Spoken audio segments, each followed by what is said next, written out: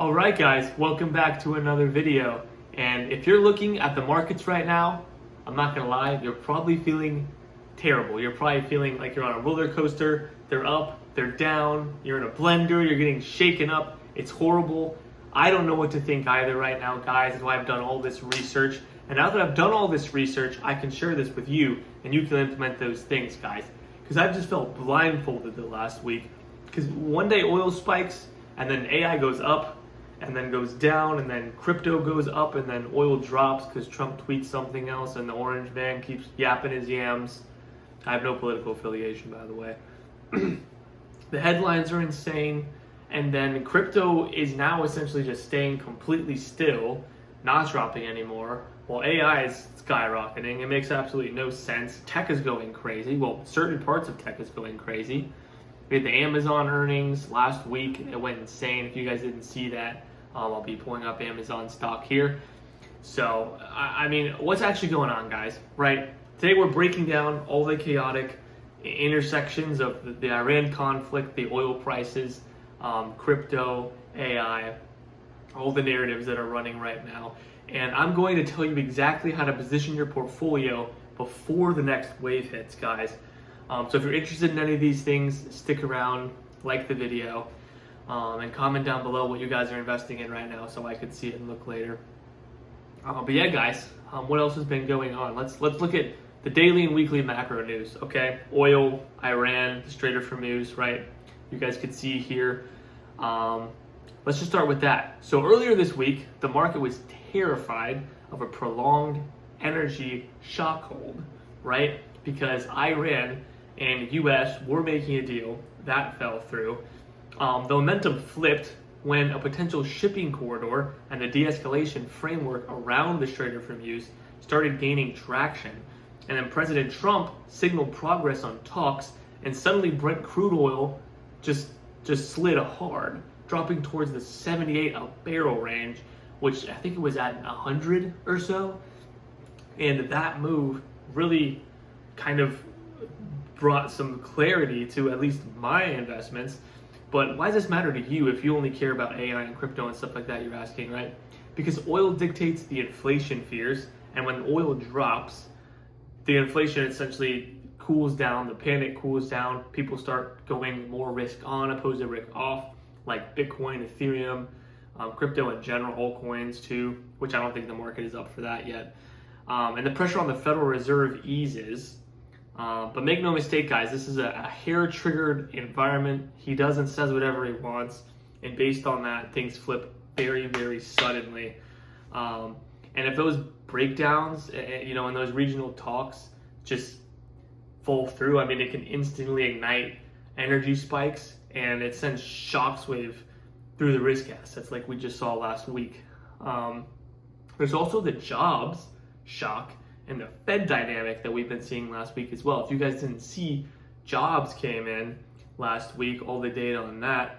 But yeah, I mean, just to compound on the oil news with Friday's massive macroeconomic data drop, the US economy unexpectedly lost about 23,000 jobs in May, guys. This is really bad. Excuse me, in July, sorry. In July, and previous months got heavily revised downwards too. Normally job losses sound like a recession, like a warning sign, but Wall Street actually reacted in a very different way. They actually rallied.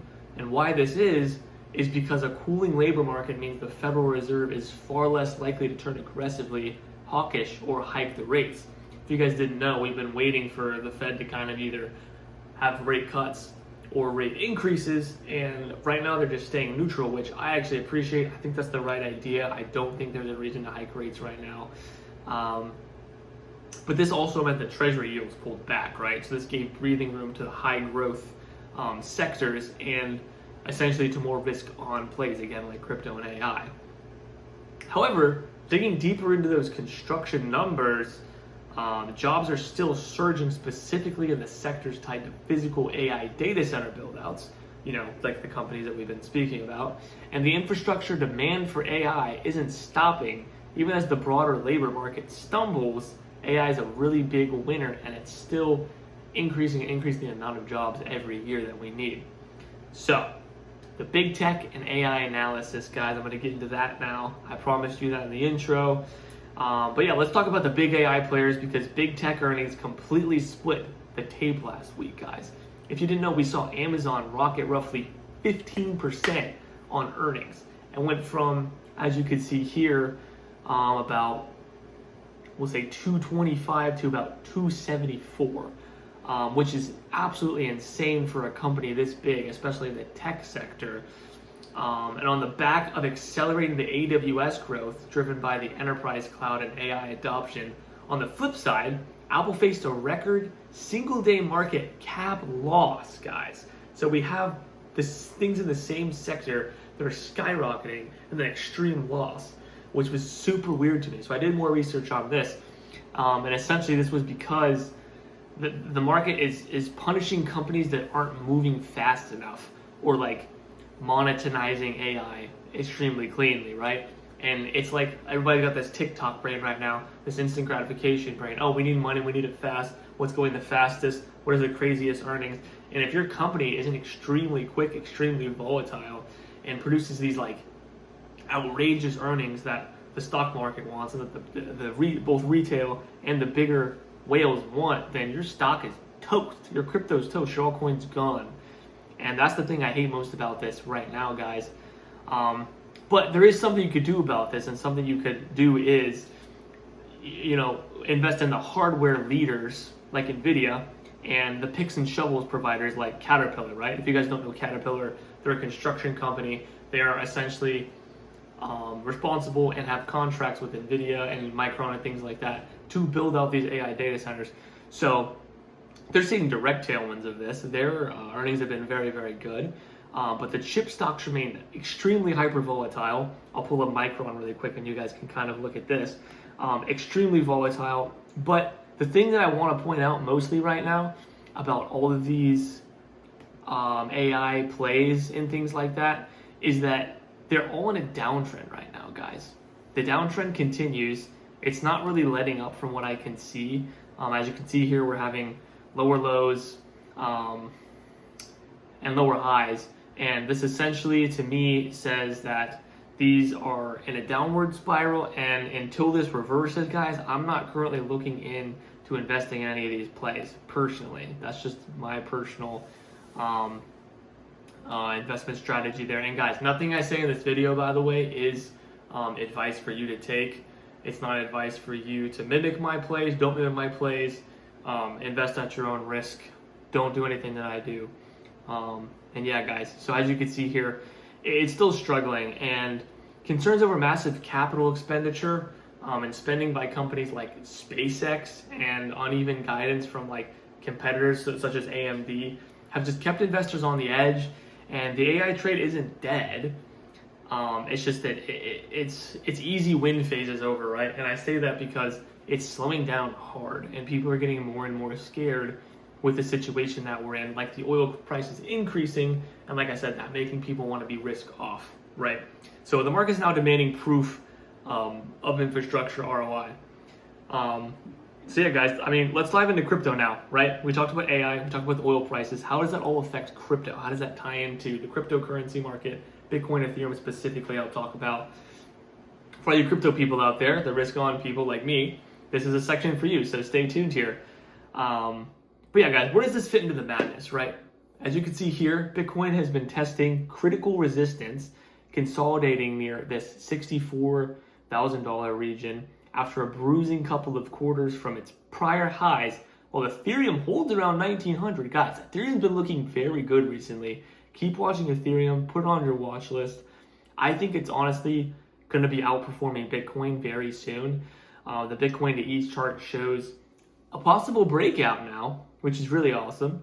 And every time a treasury yield spikes due to the Middle East war fears, crypto saw leverage flushed out with hundreds of millions in liquidations, but still somehow, through all of these thick and thin things, Bitcoin and Ethereum are holding very steady right now, guys. That's something to look at. When everything else is falling, dipping, everyone's in fear, these things are holding.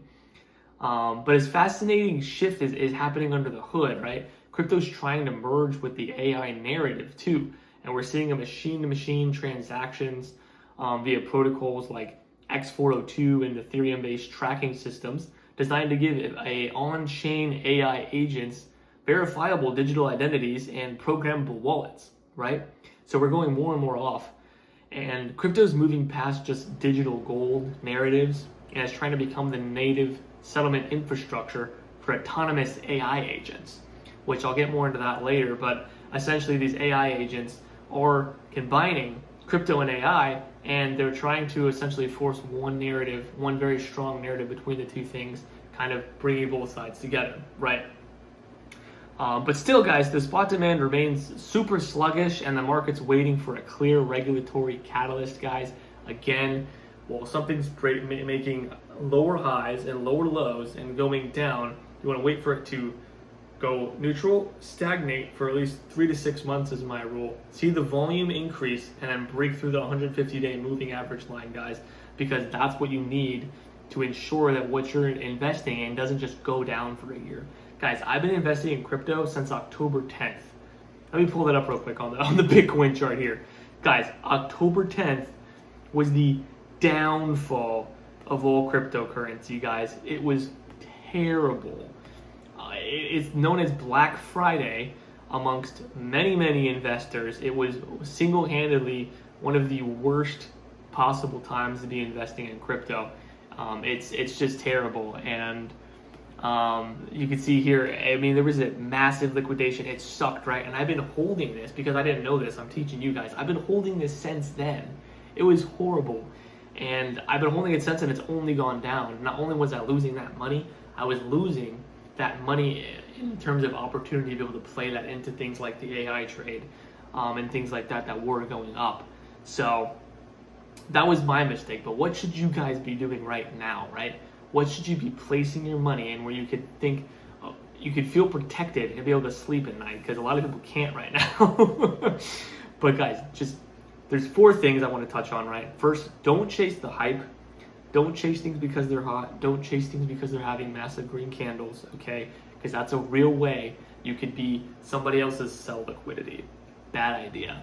Secondly, focus on the AI infrastructure winners, guys. Not the play themselves, but the picks and shovels, quote unquote, that is actually making them the money. The things they're signing contracts with to say, okay, I'm going to be paying you this much money for this much time, for this many projects, and especially the hardware data center enablers, right? Rather than the speculative software layers, because those contracts can come and go like that.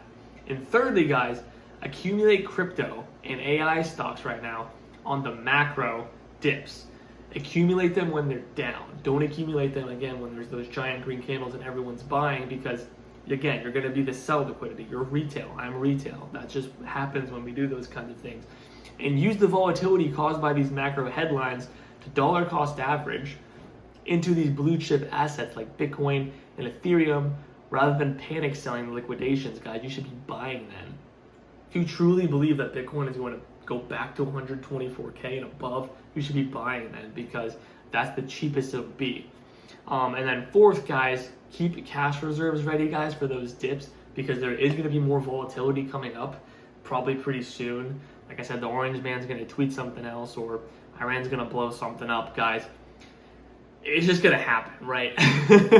So keep that dry powder just ready to buy structural micro pricings, guys, or just macro dips that happen throughout the week because of these crazy things going on. Make it something you believe in, that you aren't just going to panic sell based on what other people are doing and what the news says.